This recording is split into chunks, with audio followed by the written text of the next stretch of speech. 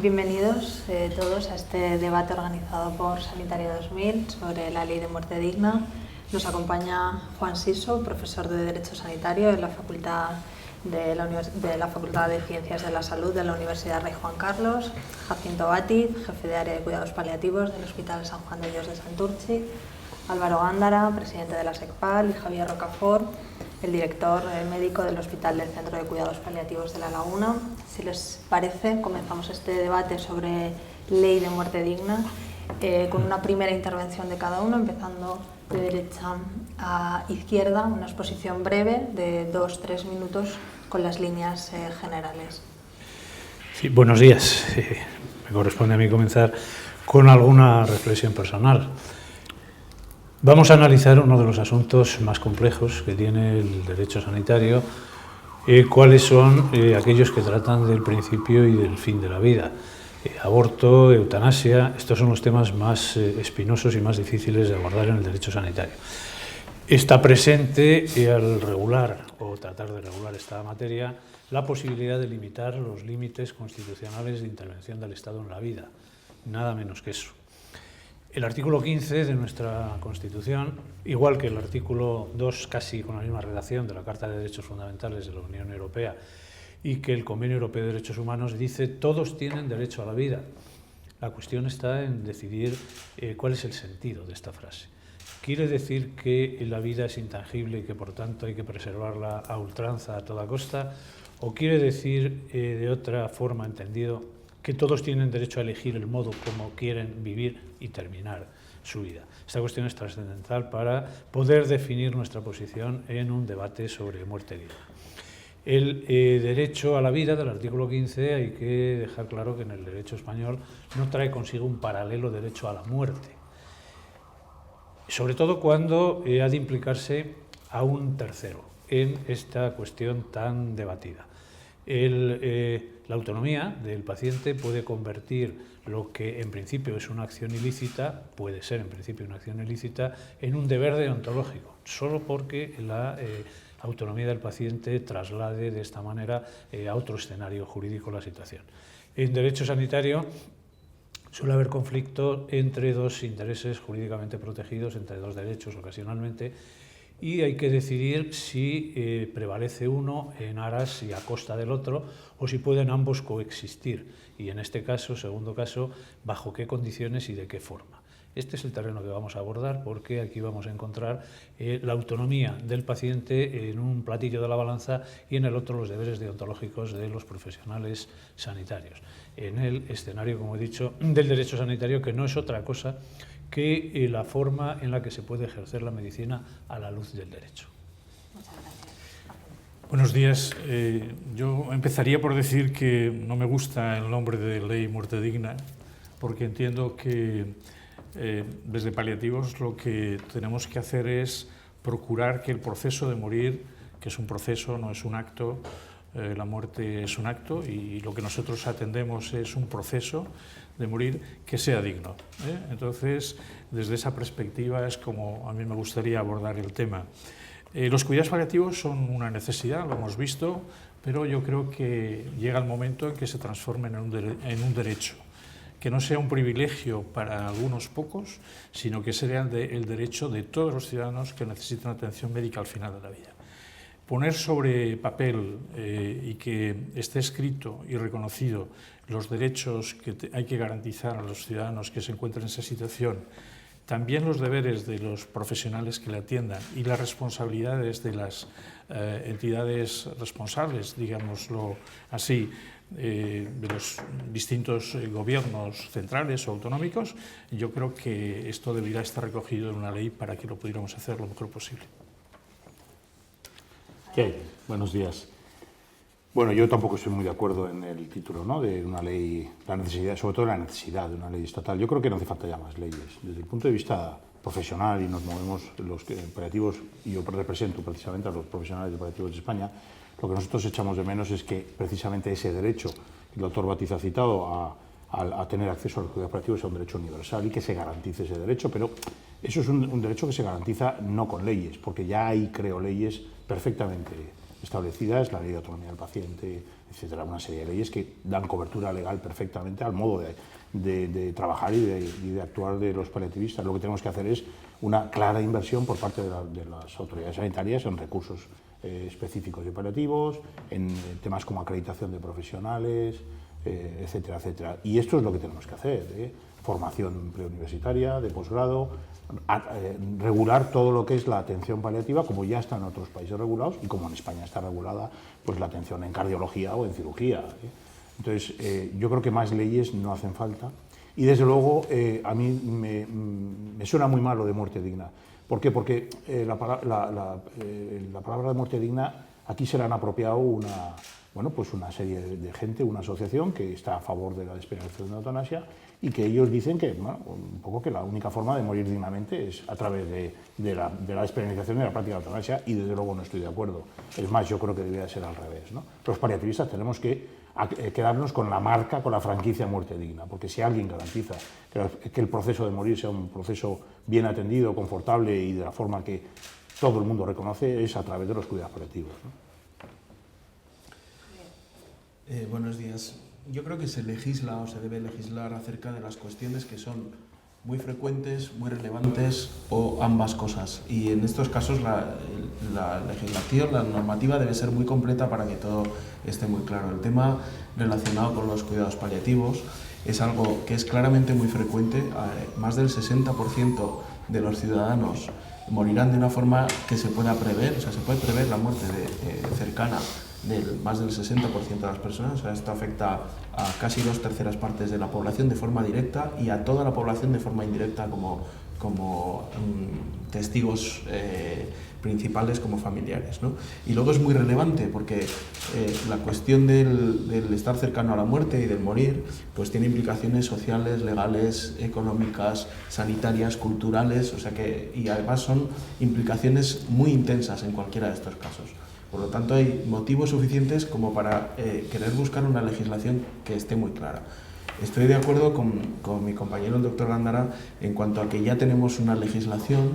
Creo que hay que partir de lo que ya tenemos, pero sí que pienso que hay algunos aspectos que deben ser completados. También en la línea de lo que se ha dicho, pues aspectos sobre la formación, sobre la acreditación de los profesionales, sobre los deberes de los profesionales, sobre los derechos de los pacientes, sobre la estructura que se debe dedicar, sobre la función de cada uno, ¿no? Todas estas cosas son asuntos en los que se debe de mejorar, porque la realidad es que España tiene todavía un largo camino por progresar. Las comparaciones internacionales sobre cómo está la atención al final de la vida en España todavía nos dejan en la segunda división. No estamos ni siquiera entre los 20 mejores países del mundo en materia de cuidados paliativos. Y la única forma de garantizar las cosas es por vía normativa. Si es por la vía de la recomendación, no podemos estar seguros de que los distintos gobiernos vayan a cumplir, ¿no?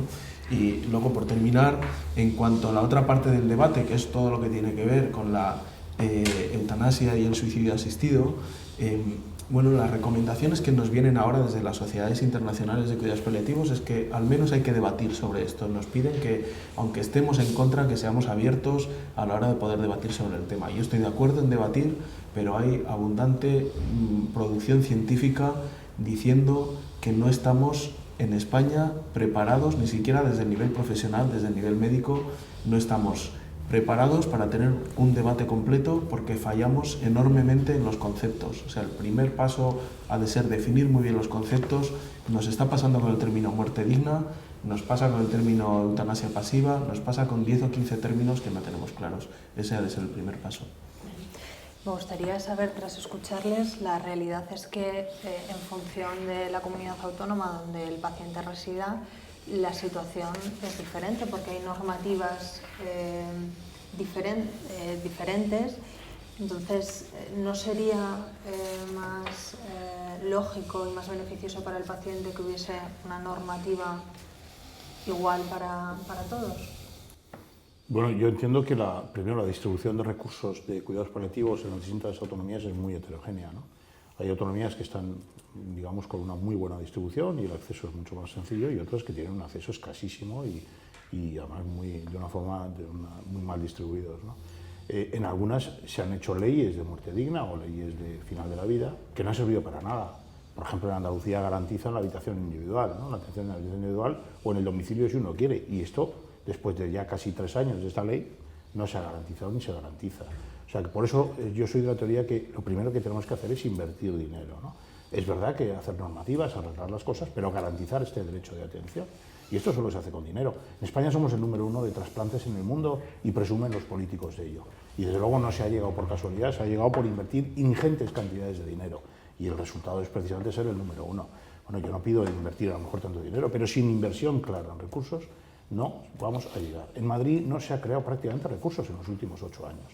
Bueno, ¿cómo podemos garantizar si no se garantiza este recurso, ¿no? Yo creo que desde luego las comunidades autónomas, algunas han ido surgiendo para aportar leyes porque a nivel del Estado no se ha llegado a un acuerdo. Ha habido 2 intentos frustrados para poder hacer una ley estatal, nacional, que no se llevó a cabo por cambios de gobiernos, con lo cual cada una de las comunidades autónomas ha ido tratando de hacer la suya, ¿no? Estoy de acuerdo con Javier y con Álvaro en que no hace falta ninguna ley, pero bueno, de alguna manera que sí esté algo registrado, ¿no? ¿Por qué no hace falta? Porque tenemos todo dicho ya. Incluso cómo tenemos que elaborar o trabajar los profesionales, también lo tenemos. Nuestro Código de Ética y Deontología Médica, en el capítulo 7, nos dice claramente cómo tenemos que atender a los enfermos al final de la vida. La Ley de Autonomía, en el 2002, nos dice todo lo que luego reflejan en las distintas leyes autonómicas. Tal vez algunos matices son los que hay que tener en cuenta, y yo creo que aquí lo que es muy importante es la voluntad política para que se desarrolle una buena atención al final de la vida, porque podremos tener muchas voluntades personales los que trabajamos en esto, pero si no tenemos una voluntad política que nos facilita la formación de los profesionales, los recursos que necesitamos, la universalización, al final nos pegaremos contra las paredes. Sí, en efecto, ha habido un intento, 2 intentos de ley nacional en esta materia. En mayo de 2011 se llevó por el Consejo de Ministros, se llevó el anteproyecto y quedó fallido, se quedó en el Congreso. En 2008 y 2011 y 2014, perdón, ha habido intentos de sacar adelante esto, pero no ha sido así. Las normas que hay en las comunidades autónomas son 6. La primera, la de Andalucía en 2010, luego le han seguido Navarra, Aragón, Baleares, Canarias, y la última, Galicia, que salió a la luz por el caso Andrea, que creo que vamos a tratar aquí también. Quiero decir que estas leyes lo que tratan es de poner un efecto balsámico en los profesionales, en el sentido siguiente. Yo también pienso que con la Ley de Autonomía del Paciente y con algunas otras normas más, en conjunto en el ordenamiento jurídico, es suficiente para poder llevar a cabo esto. Pero los profesionales quieren garantías en los casos en que tengan que llevar a cabo alguna acción en el límite de la ley. Si recuerdan, esto ocurrió en Andalucía con el caso Inmaculada Echevarría. Se pidió un informe al Comité Consultivo de Andalucía, se pidió un informe a un penalista de relieve para los profesionales pues, tener tranquilidad de que no iban a poder ser exigidos la responsabilidad después de llevar a cabo estas acciones. El panorama ahora mismo es que no vemos una necesidad de esta ley, a pesar de lo cual algún partido ha hecho bandera política de esto, pero sin una decisión, más programático que ejecutivo este deseo. Pero seguramente hablaremos luego de ello. Entonces, por lo que les entiendo, con la Ley de Autonomía de 2002 y alguna cosita más, ¿sería suficiente? ¿Se resolvería sí, vamos a ver. situación? En mi introducción he comentado que lo que en principio puede ser una acción ilícita, la autonomía del paciente, su deseo, lo convierte incluso en una obligación deontológica después. Este es el auténtico paradigma que introduce la Ley de Autonomía del Paciente en nuestro ordenamiento jurídico. Es una ley decisiva, trascendental, pero se estima que esta ley es de garantías del paciente, pero los profesionales ven con recelo llevar al límite esta autonomía del paciente en algunos casos. Y ese es el sentido de las otras normas que están apareciendo. Si se observa la redacción de los epígrafes de estas leyes, que son idénticas en las 6 o casi idénticas, es primero la exposición, preámbulo, definiciones, y luego ya habla de derechos de los pacientes y derechos y deberes de los profesionales. Están claramente orientadas, como he dicho, en efecto balsámico, para que los profesionales se sientan tranquilos cuando tienen que llevar a efecto alguna decisión de los pacientes que pudiera estar en el límite, o que ellos entienden que pudiera estar en el límite de la ley. A mí lo que me preocupa es que las leyes se queden ahí, en papeles, no en artículos, que luego no se pueden llevar a cabo. Es decir, que cada comunidad autónoma o si el Estado llega a hacer una ley que ya está hecha y hemos cumplido, y ahí no se acaba. El paciente, los ciudadanos quieren ver si eso se lleva a la práctica, si no será papel mojado una vez más, una ley más, que luego la infraestructura, como decía Álvaro, sí, camas individuales, atención en domicilio, pero luego hay que tener equipos, hay que tener infraestructura para poderlo llevar a cabo. Esto ocurrió con la ley sobre voluntades anticipadas, el documento de voluntades anticipadas, son instrucciones previas que se pidió que se hicieran, pero después la infraestructura para poderlo llevar a cabo fue muy difícil de hacerlo. Entendemos que los ciudadanos lo que quieran es que esto se lleve a una realidad, ¿no? Yo, sin embargo, disiento un poquito en cuanto a que quede hueco no para un poquito más de normativa, si me permiten. Creo que hay algunos buenos ejemplos, como por ejemplo en Francia tienen regulado de qué forma los familiares pueden pedir permisos laborales para cuidar de las personas muy enfermas sin perder sus puestos de trabajo, ¿no? En España los familiares de primer grado están pidiendo bajas por depresión para poder acompañar a familiares que se están muriendo, porque es la única forma de guardar su puesto de trabajo, de no perder su nivel económico, ¿no? Está pendiente de ver de qué forma conseguimos que los pacientes en fase terminal de enfermedad, que atraviesan una fase de extrema dependencia, pero muy corta en el tiempo, tienen acceso a esas ayudas por dependencia que son muy necesarias para ellos y que deberían de tener el mismo derecho que los enfermos más crónicos, pero que las tengan las ayudas tramitadas de forma urgente y rápida para que lleguen a tiempo. El 80% de los enfermos que mueren después de una fase terminal mueren sin llegar a obtener esas ayudas a la dependencia porque no tienen el tiempo de tramitarla, ¿no? Hoy en día hay comunidades en las que hay profesionales que sin ningún tipo de formación ni experiencia pueden entrar a formar parte de equipos de cuidados paliativos sin ningún tipo de acreditación, y por el contrario, personal con muchísima experiencia, con años de trabajo, son relevados de sus trabajos porque son desplazados por otras personas sin experiencia, ¿no? O sea, todo esto son cosas que caben todavía dentro de la ley y que creo que se pueden conseguir.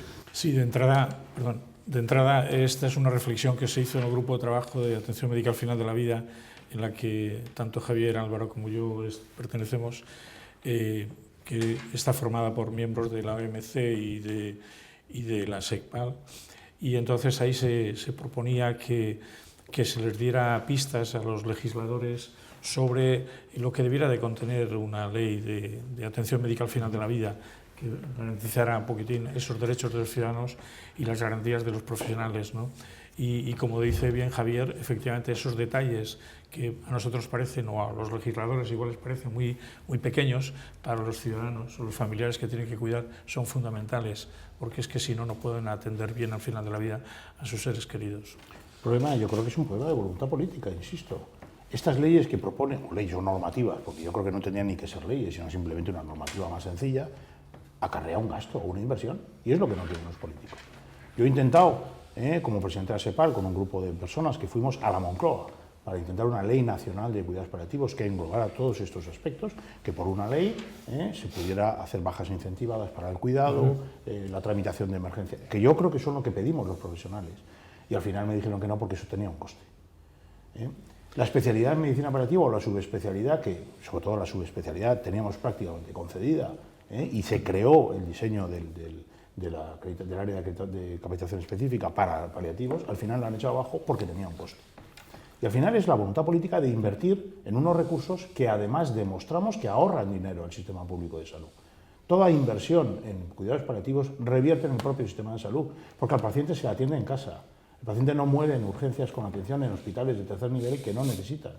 Y esto no se lo creen, y lo demostramos con evidencia científica. Y ellos no son capaces de creérselo. Pero eso sí, invierten cantidades ingentes en trasplante. Porque el rendimiento electoral y político es muy importante, el decir, mira, es que aquí hacemos trasplantes como ni en Estados Unidos. Esto es la realidad. Yo sé que duele a los políticos que yo les diga eso y me canso de decírselo, pero es la realidad. Que me demuestren por qué no invierten en una atención sanitaria que es necesaria y que encima ahorra.